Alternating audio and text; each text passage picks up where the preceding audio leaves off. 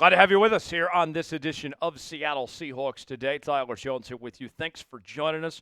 We got some very promising news to get to coming up in just a bit, as I got a little sneak peek at the questions this week, and I got to tell you, you're going to like what we have to say about your Seattle Seahawks and their situation as they head towards the home stretch of the 2024 campaign. We'll explain more coming up in just a matter of moments. Before we do, you may be wondering, mailbag. Man, I would love to get a question in on a mailbag segment. Well, you are in luck, because if you subscribe and turn on notifications, you will be the first to know when we have new content here on the channel and when we go live. That way you can be a part of our next mailbag segment that we do every Wednesday. So, subscribe now, turn on notifications, hit that noti bell icon, and never miss a thing. If you're part of the what we call the Noti Gang here on Seahawks Today, spam Noti Gang in the comment section. We'll get started with today's show. Doom with a $10 super chat writes in, not saying I want it to happen, but I wonder if Ken Walker could be a potential trade candidate in the offseason. Charbonnet and McIntosh would be solid in holding down the backfield, and they're cheaper. So, Doom, thanks for the super chat, first off. Let's break this down in a couple parts and pieces here. I have a couple of reasons why I want to trade K9. Number one, you're not going to get that much return on investment. Running backs just aren't getting much value on the trade market right now. It's not worth it to trade him. That's the first reason. The second reason that I would say is, have we learned anything from the health of these running backs? You go all the way back to Chris Carson, to Rashad Penny, and now with K9 and Zach Charbonnet. Seattle needs every quality running back they can get, because these guys get banged up, especially with what we've seen the last few years with the bad offensive line here.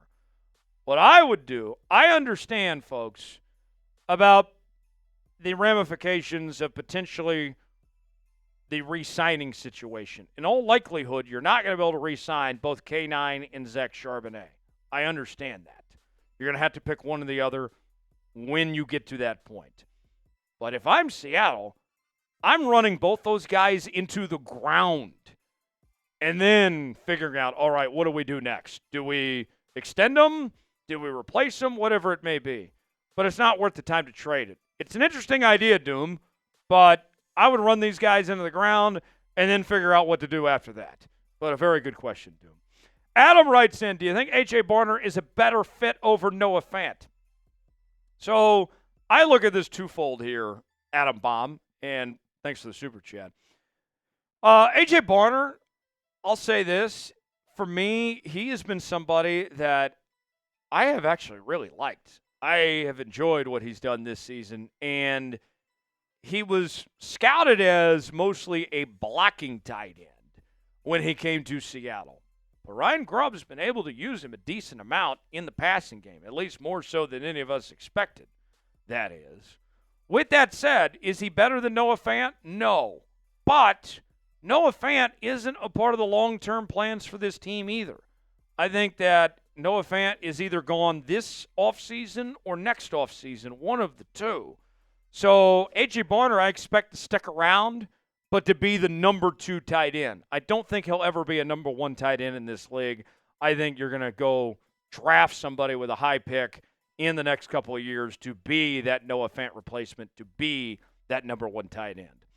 Seahawks for the win writes in, how would you evaluate how DK Metcalf has looked since returning from injury?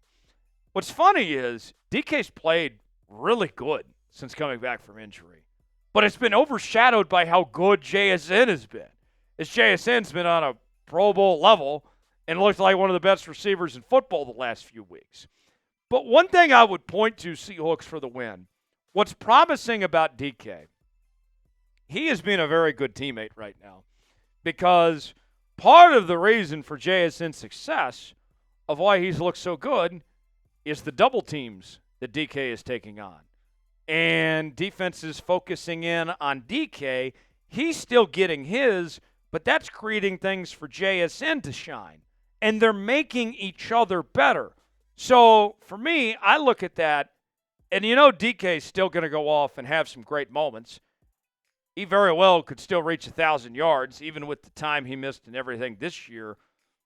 You got a good thing going. I think that these guys are both going to be around for a very long time, that you have your number one and number two receivers for the future here. It's a very good situation Seattle finds themselves with both JSN and DK, and they offer two completely different things for this offense. I'm excited. I think the future is bright for both of them here in Seattle for a very long time. Do you believe in DK Metcalf? I believe in him. I'm not trying to trade him like some of y'all are. I want him to be here a long time. I hope we pay him and that he stays with this Seahawks team for a while. Do you believe in DK? Type B for believe, D for don't. Weigh in, let us know. Today's show is sponsored by Prize Picks. Prize Picks is the place to go for daily fantasy made easy. Here's how it works. Choose two or more players on any given category. Get the choice of more or less, whether you're talking fantasy points in football, rebounds in basketball, goals in hockey.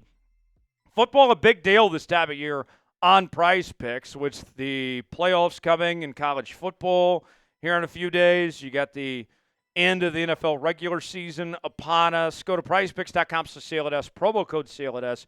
And get this, they will give you $50 to spend for free when you play $5. You don't even have to win to get the money. Go to prizepicks.com/CLNS. This week on Prize Picks, I'm going with our guy Tyler Lockett. I know we talked about JSN. We talked about DK Metcalf earlier.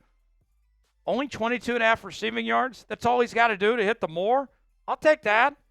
Josh Jacobs, less than 73.5 rushing yards. I really like the way the Seahawks run defense has played the last few weeks. I think they can slow down Josh Jacobs just enough. Play along with me. PrizePicks.com/CLNS. Promo code CLNS. The link is in the comments and description of today's video. PrizePicks, proud partner of Seattle Seahawks Today. Rain City Diehard writes in, do you expect the Seahawks to extend Ernest Jones IV? I do. And my hope, Rain City Diehard, is that they do this sooner than later, because Ernest Jones is playing so dang well that with every passing week, his price tag goes up. And if you let him hit the open market, potentially, like they did Leonard Williams, then that could cost you even more money. Think about this. The Seahawks, wouldn't they have saved a lot of cash if they would have just taken care of Leonard Williams when they made that trade last year? How much money did they cost themselves by letting him hit the open market before they got a deal done? I'm worried about that with Ernest Jones. I want to do whatever it takes to keep him. He's a star, and he looks like one of the best inside linebackers in all of football. But what are we waiting for? Let's go ahead and jump on this and take care of this sooner than later. I want to see Ernest Jones with this Seahawks team for a long time. He's a perfect fit for McDonald's defense. He does a really good job against the run. He's been very solid in coverage. Got his first interception of the season last week. He's got 4 pass breakups. Let's keep Jonesing, folks. Should the Seahawks extend Ernest Jones IV right now? Type Y for yes, and for no. Weigh in the comments section. Let us know what you think. Daniel writes in, how many Seahawks are all-pro? Can Knight get into the Defensive Rookie of the Year conversation? How many are all-pro? Ooh, it's a good question. Not many. I don't think, in all honesty, probably none, if we're going to be frank with you. I don't think anybody's going to be an all-pro selection. In all reality, too, you know how hard it is to be an all-pro? There's only 22 players on offense and defense that end up as first-team All-Pros, and then another 22 as second-team All-Pros.